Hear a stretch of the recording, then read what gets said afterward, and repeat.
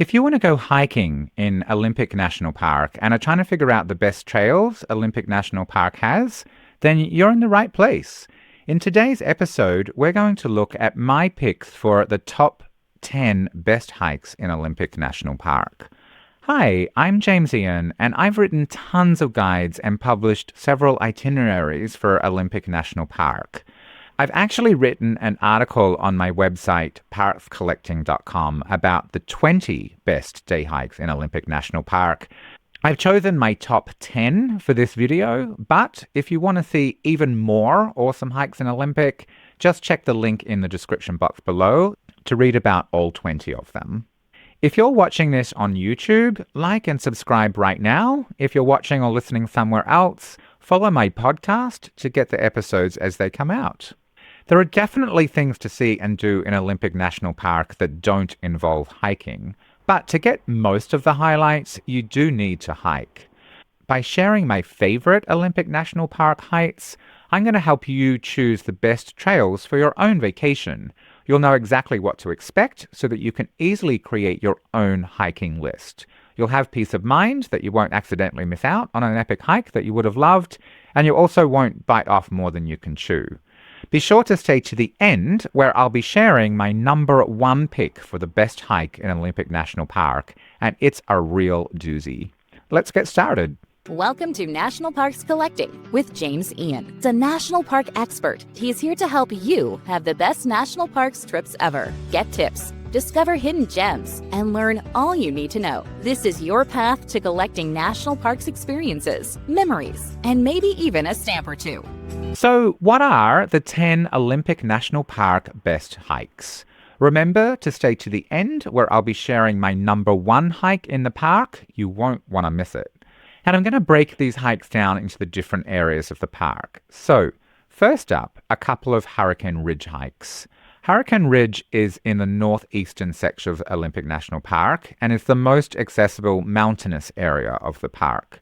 Consequently, the area has some of the best mountain hikes in Olympic National Park. There are incredible views over the Olympic Mountains. It's amazing. Hurricane Ridge is located 17 miles up a scenic but narrow, steep and winding road from Port Angeles. The drive takes about 45 to 60 minutes. The Hurricane Ridge Road is open 24 hours a day from mid-May to October, and weather permitting on weekends the rest of the year, though if you're hiking in winter, you're going to be using microspikes or snowshoeing. It's a major ski area in the winter. In summer, great hiking. So, what's one of my favorite hikes in Olympic National Park? One of my favorite hikes in Olympic is the Hurricane Hill Trail. This is 3.2 miles round trip. It's an out and back hike. It takes about 2 hours. It's rated as moderate. And the trailhead is the Hurricane Hill Trailhead, which is at the very far end of Hurricane Ridge Road. Drive past the main parking area, and then it's a narrow road that goes to it. There's a small parking area at the end at the trailhead. It's one of the best hikes in Olympic National Park if you're looking for expansive mountain views. On a clear day, you can see all the way to Canada.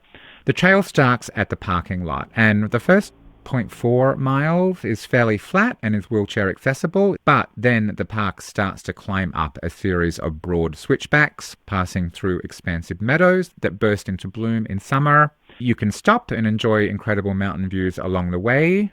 The trail is paved. I have seen people push strollers up, but it did look kind of like a lot of work, to be honest, because it can get a little bit steep. But there are benches along the way where you can stop. There's different interpretive signs that you can stop and read and learn about what you're seeing along the way as well. The only part of the trail that isn't fully paved is just a very short distance right at the very end to the actual summit of Hurricane Ridge.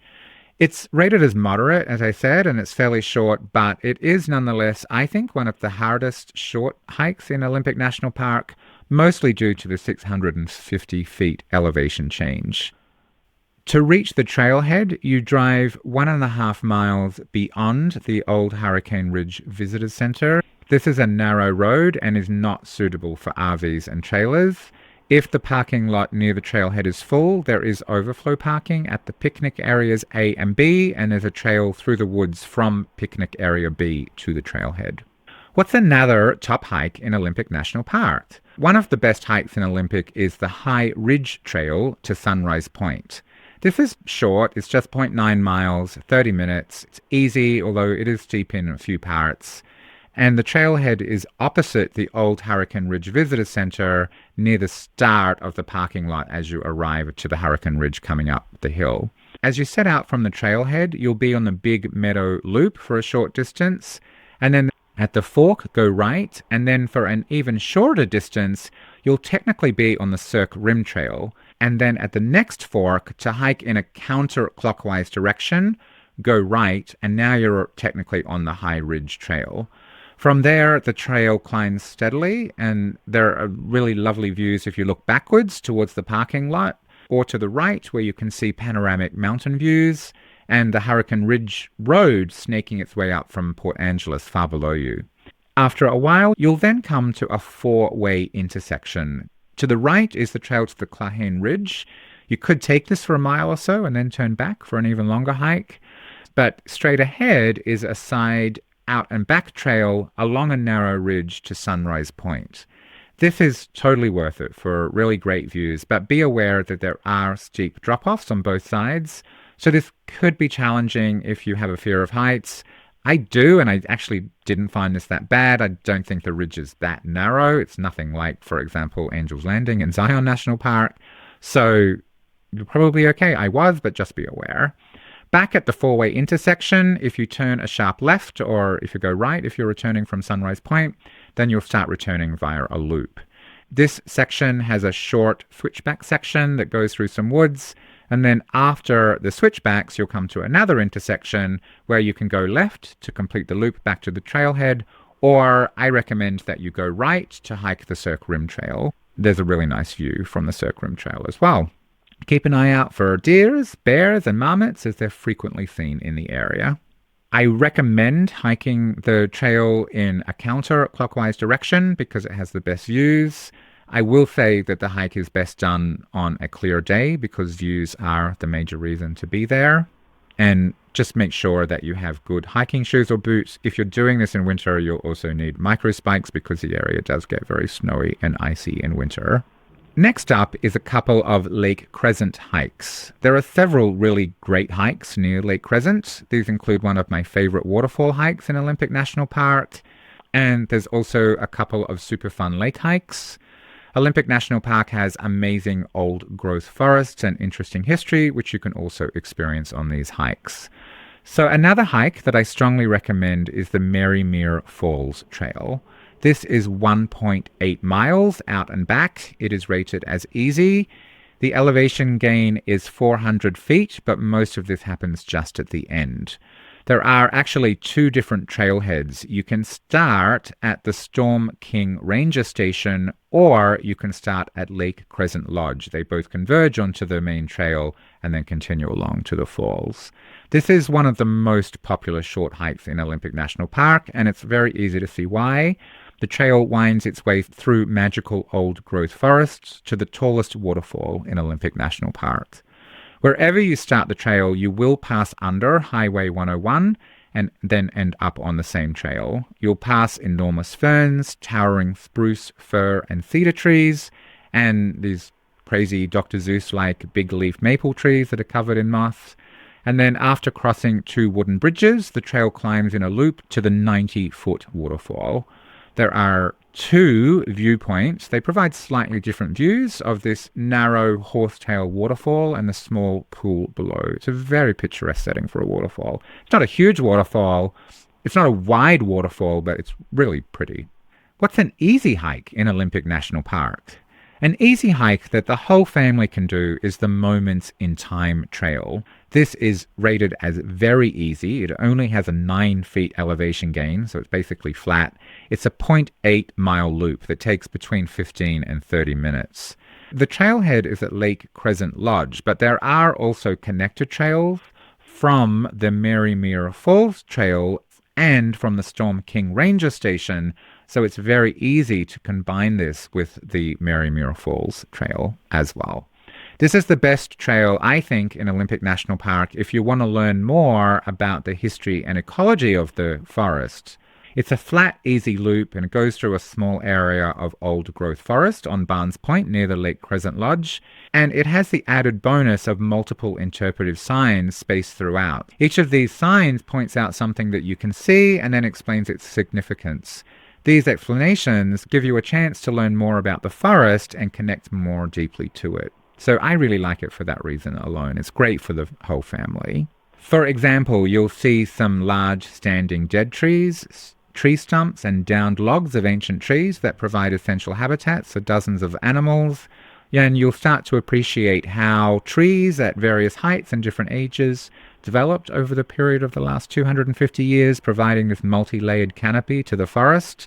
You'll learn all about nurse logs and see this method of growth and regrowth in action. You'll also notice some remnants of logging in the area and learn which trees grow quickly to then provide the right environment for taller but slower growing trees to take hold. Really interesting. It's a really great trail to hike with kids. There are 5 different access points to the loop, and you can do just part of the loop if you want to, for example, connect from the Marymere Falls Trail to Lake Crescent Lodge. You could skip a little bit of the loop and it's okay, but you can also do the whole loop. Okay, let's move to a different part of the park again. Perhaps the most famous part of Olympic National Park is the Hoh Rainforest. Now, this is not the only rainforest in the park, but it does have some of the most well-known rainforest hikes in Olympic National Park. From gigantic trees to magical moss-draped branches, these hikes are really cool.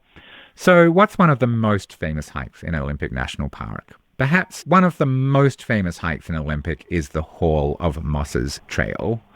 This starts at the Hoh Rainforest Visitor Center. It's 0.8 miles and it takes about 30 minutes.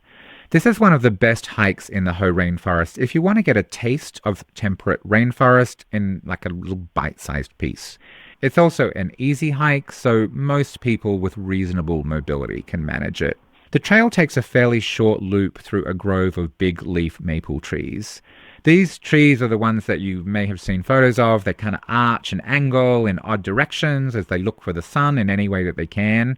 And the result is like a picture in a Dr. Seuss book. And then they're even more magical because hundreds of varieties of moss and lichen coat the trees and drape the branches. So it's really kind of visually amazing to see. When you get there, be sure to take the short side trail. It's about halfway around because that ends at the most spectacular section of the grove. And if you miss that, then you're missing the highlight of the whole hike.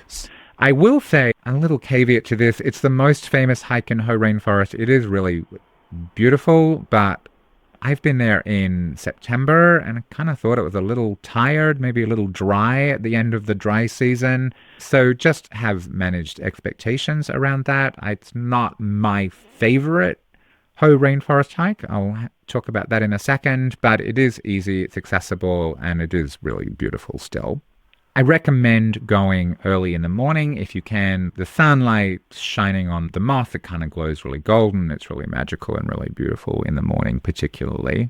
And when you start the hike, you cross a little creek. Keep an eye out there. You may see river otters or salmon there, depending on the season. Before we look at my other favorite hikes in Olympic National Park, if you're watching this on my @National Parks Collecting YouTube channel and you haven't already, please like and subscribe below. It really does help. What's another hike not to miss in Olympic? My favorite hike in the Hoh Rainforest is the Hoh River Trail. Now, the entire trail is over 17 miles long, but there are various popular points to turn back along the way for shorter day hikes, and that's what I recommend. Some popular turning back points are the first river access. This is 0.9 miles each way, so 1.8 miles in total. Another place is the Mineral Creek Falls, 2.7 miles each way, 5.4 miles total. It's a nice place to turn back, to be honest. Makes it very manageable. There's also Cedar Grove. This is 4 miles each way for 8 miles in total. You're getting into a longer hike now. Another option is the 5-mile island. When you get there, it's a nice place for a picnic. It's 5 miles each way though, so that's 10 miles return. If you wanted to do the whole thing, not in a day, then you can hike to Glacier Meadows, which is 17.3 miles each way, so that's 34.6 miles return. the difficulty level, it's rated as moderate to 5 Mile Island due to its length, not the elevation gain. It is mostly flat. And it's rated as easy if you turn back sooner. If you went to Mineral Creek Falls, 5.4 miles total, if you're reasonably fit, it's actually a really, really, really nice hike. The trailhead is at the Hoh Rainforest Visitor Center. This is easily one of the most scenic hikes in Olympic National Park. I love this hike. If you want to experience the magic of the Hoh Rainforest with fewer crowds than you'll find on the Hall of Mosses Trail, then I highly recommend this trail. The Hoh Rainforest does tend to be very popular, but the further you go along the trail, there will be fewer people around, and you don't have to go very far before you will not have many people on the trail with you. It passes through several groves of gigantic trees, enormous ferns and mosses. You can take a side trail to see the Hoh River and continue on to the small but lovely Mineral Creek Falls. The waterfalls are, when you get there, they're kind of nestled up in the hill. They're not very impressive waterfalls, but it's a scenic spot to enjoy and turn around. If you're up for something more adventurous, then, as I said, you could continue all the way to Glacier Meadows for a multi-day hike, and then at the end there's a final push to an overlook with stunning views of Blue Glacier on the side of Mount Olympus. But that is a multi-day trip that requires backpacking and camping. You need reservations, so not a day hike. One tip when you're hiking this trail, it is pretty clear for the main part, but sometimes you will come to splits in the trail. When you head out from the visitor center, take the left trails typically, because the right ones sometimes rejoin the trail, but sometimes they dead end at the river, which is to your right. So generally just keep going left and you'll be going straight. Now let's head to the beach for a great Olympic National Park beach hike. The dramatic windswept beaches of the Pacific Northwest are windy, they're often foggy, but they are incredibly beautiful. The hikes here are a mix of hikes through the forest to get to the beaches and hikes along the beaches themselves.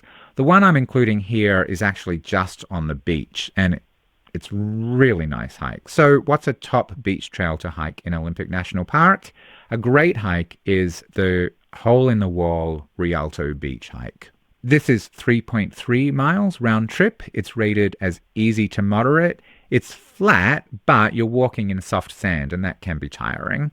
The trail starts at the Rialto Beach parking lot, and from the parking lot, there's a flat, very short path right to the beach. This is rare for the Pacific beaches in Olympic National Park. Usually you have to hike through a forest to get to the beach, but this one, the trailhead is right at the beach. You're on the beach in less than a minute. From there, you turn right and you walk 1.65 miles along the beach and you get to Hole in the Wall. If you have limited mobility and you just want to be on the beach and you don't want to navigate walk on uneven paths downstairs, which the other beaches have, then this is a really great option. When you arrive, as you look down the beach to your right, you'll see a small rocky headland far in the distance. That is your destination, Hole in the Wall. The entire hike is along the beach, which is why I think it's one of the most beautiful beach hikes in Olympic National Park. As you start the walk, keep an eye out for birds and marine life. There are usually enormous logs on the beach formed from the trunks of fully grown trees that have been stripped bare by the elements, and they frequently line the edges of the beach. Another thing you'll notice are the offshore sea stacks. You'll see many small stacks off the shore pretty much the whole way, but the larger and the closer stacks await you as you get closer to Hole in the Wall. After 1.65 miles, you'll come to Hole in the Wall, which is, as the name implies, a natural arch carved by the sea over hundreds of years. It's a great place for exploring tide pools that appear at low tide. The beauty of the area, the kind of fun natural arch to look through, and the great tide pooling are the reasons why this is one of the most popular hikes that Olympic National Park has. Something to be very aware of is that you do need to time the hike for the low tide. It's often impossible to walk along the beach at high tide at all, and if you want to explore the rock pools and walk through the Hole in the Wall, then you will need to be there at low tide. Plan time for tide pooling. Aim to arrive at the hole in the wall, not at the trailhead, but at hole in the wall, at least 30 minutes before the lowest tide so that you have enough time to spend there and still hike back before the tide covers the beach. Then when you're at hole in the wall, if you walk through it and look back, there's a wonderful picture that you can take of a sea stack framed perfectly in the hole in the wall. So definitely do that. Next up is a Great Lake Quinault hike. This is centered around the lake. On the north side of the lake is mostly Olympic National Park, and on the south side of the lake is mostly Olympic National Forest, and there's little pockets of private land scattered around as well. So what's my favorite hike in the Lake Quinault area? My favorite hike in the Hoh Rainforest is the combined Maple Glade Rainforest Trail and the Kestner Homestead Trail. You can just hike the Maple Glade loop. This is a half a mile loop, or it's a 1.3 mile loop if you combine them. It's rated as easy. It starts at the Maple Glade Rainforest Trailhead. There's a parking lot area there, and there's a small ranger station visitor center there as well. The trail starts with a short loop through a magnificent glade of big leaf maple trees. These trees twist and they turn in fantastical shapes. They're coated and draped in golden moss that glows in sunlight as it shines through the trees. Underfoot are enormous ferns. On the way, you pass ponds that later in the dry season, late summer or fall, may be lacking in water, but they're still filled with lush green grasses. You can often find banana slugs if you look down, and you can even, maybe if you're lucky, see Roosevelt elk. I think it's nicer than the Hoh Rainforest's Hall of Mosses Trail, to be honest. It's just magical. I really like it, and it's not so popular. You can take the loop in either direction. At the far end of the loop, so you could do half the loop, and you can then either continue around for the full loop, or you can take the trail that continues on to the Kestner Homestead Trail, which I recommend. Taking that trail, it continues through the temperate rainforest for a while before emerging into a clearing where there's a historic farm. There's a wooden farmhouse and there's several sheds with wood shingled roofs. There are pieces of abandoned rusty farm equipment and cars scattered around the property. There's even, somewhat randomly, a bathtub sitting in a field nearby. I don't know why. Love to know the story behind the bathtub. There are some small pastures. There's a tiny orchard. It's interesting and very picturesque. The Kestner Homestead site was actually built in 1897 and rebuilt in 1900 to 1905. It's the oldest surviving settler-built homestead in the Hoh River Valley, and it's listed on the National Register of Historic Places. Take your time, explore the farm, and then the loop continues down the main farm road, crosses a modern bridge, and then veers off to the right along the Kestner Creek through mostly unexciting second growth forest, and then soon emerges back at the ranger station and the parking lot. The loop can be hiked in either direction, but I prefer clockwise, which starts at the Maple Glade, because it gives you a real sense of the forest as it was before it was farmed, and then it helps you appreciate even more the task that the early pioneers faced when turning that forest into farmland, which I think is kind of interesting. Okay, we are moving around the park. Next up is Duc Valley. Some of the really good hikes in Olympic National Park are in the Duc Valley. Without a doubt, one of, if not the best waterfall hike in Olympic National Park is here, as well as some short, easy hikes that will round out your trip to this part of the park. There are longer hikes in the Duc area, but these are my personal favorites. So what's an easy but really great trail in Duc Valley? One of my favorite Duc hikes is the Ancient Groves Trail. This is an easy 0.6 mile loop. The elevation gain is only 52 feet, so it's mostly flat, and it's not crowded.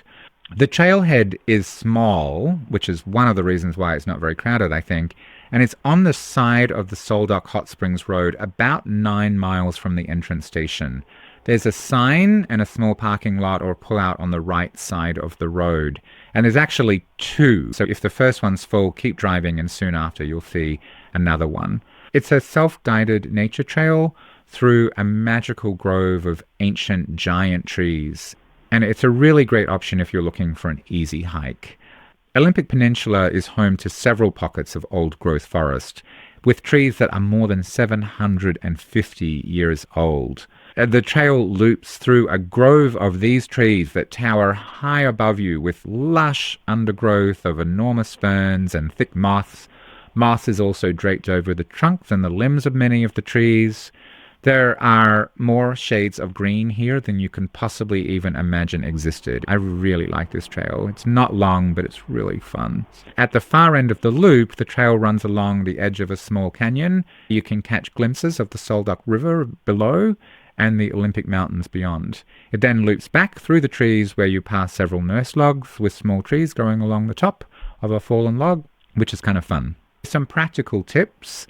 If you're driving into the Duc Valley from Highway 101, there is a sign. The parking lot's on your right. However, if you're driving from the Duc Valley towards Highway 101, there actually isn't a sign and it's really easy to miss. So I recommend doing this hike on your way in. As I mentioned, there are 2 parking lots and 2 trailheads. So if the first parking lot that you come to is full, just drive a little further along the road and you'll come to another pullout with some additional parking. The nice thing is that there are connector trails from both of these parking lots to the loop, so you don't need to walk along the road to get to one trailhead.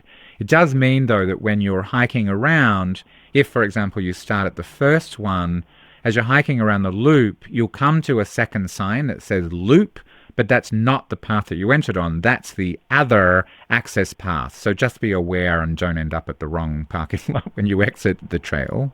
So far today, we have seen 9 amazing hikes. There's just one more left. What's my number 1 hike in Olympic National Park? Stay to the end to hear what it is. But before we do, you may be thinking, these all sound amazing. I would love to do all these hikes, but these hikes have different difficulty levels. They're in different parts of the national park. They all have different highlights. The park is huge. So how can I coordinate all these hikes into an itinerary that makes sense for me and my family? This was one of the main things that I took into account when I created my Olympic National Park itineraries. In addition to all these things, timing is key. You need to coordinate to get a parking spot and not spend hours driving around or waiting in an entrance line. So I created super detailed itineraries for 1, 2, 3, and 4 days. Obviously, the longer the itinerary, the more of these hikes that you can do, but the shorter itineraries include the most spectacular hikes. If you want to cater to everyone in your group, can be tricky. Not everyone likes the same hikes or has the same energy levels or the same mobility levels. So the itineraries do also include different options for either doing alternate hikes to the same views where that's possible, or alternatives for the same areas in the park for people who want to do these hikes and for non-hikers who want easier options or activities. You can find the link to the Olympic National Park itineraries at the top of the description box below. But let's take a quick look right now. The itineraries start with a park overview and useful information, and then have a detailed schedule for each day, and then all sorts of details with hiking descriptions and maps. There's also driving directions and maps. There's timings, there's tips, there's important things to know and be aware of, and more. With one of these itineraries, you'll know exactly what to do and when and how to connect them all in a way that makes the most sense to be in the right place at the right time. Without these itineraries, I often find people struggling with how to coordinate their time to be in the right place at the right time and see and do all that they want to do in the time that they have. The itineraries will help take away the overwhelm, and they'll give you all the information that you need in one spot so that you don't need to worry about missing out on a highlight of the park or stress about how to put everything together that you want to do into a schedule that makes the most sense. Just follow the link in the show notes below. Now, as promised, what's my number 1 hike in Olympic National Park? My favorite hike in Olympic National Park is Duc Falls. This is a 1.6 mile return out and back hike. It's rated as easy. The elevation gain is 200 feet. And it starts at the Duc trailhead, which is at the far end of the Duc Road. The hike to Duc Falls, I think, is one of the must-do hikes in Olympic National Park. It's fairly flat, it's relatively short, and it takes you to a stunning waterfall, probably the most photographed waterfall in the park. And I think this makes it a really great family hike as well. From the parking lot, the trail heads off through old growth forest. And then after about half an hour, you'll see the historic Canyon Creek shelter through the trees off to your left. And then just a few more yards and you'll arrive at a wide bridge over the Duc River. And the falls are nearby. There are several viewing areas. The river makes a quick 90-degree turn right at the falls and then again just after. So the falls are at an odd angle across the main flow of the river. Their unusual shape and situation makes them especially beautiful. When you've had your fill of the falls, you can turn the way you came, or you could continue into a loop on Lover's Lane or onto Deer Lake or the Duc River Trail. All of them are much longer hikes, but beautiful. I recommend getting there early to avoid the crowds and get a parking spot, especially in the summer when the park does get very, very, very busy. The parking lot at the trailhead is reasonably sized. However, if it's full and you're up for a longer hike, you could combine this with the Lover's Lane Trail by starting at the Duc Hot Springs down the road, or start at the Duc campground and follow a trail from there that connects to just after the start of the main Duc Trail. This creates a 6-mile loop that goes through the campground and down near the river as well. If you want help planning your trip, check the links in the description box below. There's a bunch of planning and booking resources there that you can use to plan and book your trip. And keep watching my videos to get even more help so that you can have the best national parks vacation ever. And if you want to get notified about that next episode, subscribe and click below.